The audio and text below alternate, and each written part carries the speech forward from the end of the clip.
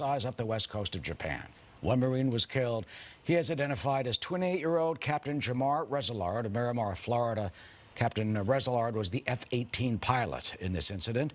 A seventh crew member was rescued and is in stable condition, we're told.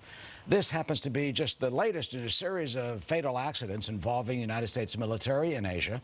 The mishaps have been raising some safety questions about the planes that are used by our service members, as well as other issues. Joining us now, Lieutenant Colonel Dakota Wood, a retired former advisor to the U.S. Marine Corps Special Operations Command, also Senior Research Fellow for Defense Programs at the Heritage Foundation. Lieutenant Colonel, thank you for joining us. Thank you. This is such a sad and tragic reminder of the high stakes that those who are on the front lines endure every day, especially our hearts go out to Captain Resolard's family.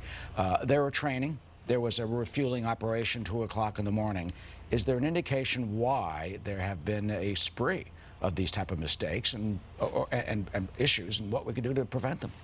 Well, the majority of aircraft mishaps are usually attributed to human error as opposed to equipment failure. I have sources that say that it is likely that there was a human error involved in this case, but until the investigation results are released, we really won't know.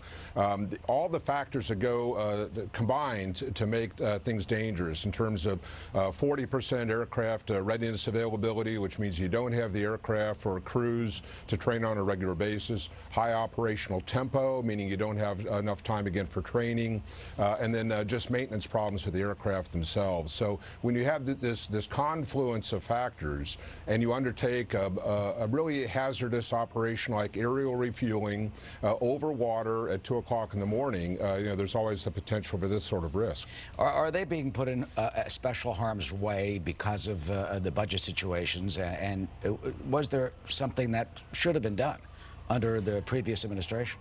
Yeah, well, if you don't reduce operational tempo, then the smaller force you have is just overworked. If you remember the ship accidents that occurred about a year and a half ago, you had crews that were working 100 hours a week. We know that maintenance on aircraft across the Marine Corps, the Navy, is a 24/7 operation, and factors of fatigue, lack of aircraft maintainers and parts, and the lack of aircraft for pilots to maintain their certifications. Again, they all contribute to an inherently risky situation. Let me tell you what, as a military time.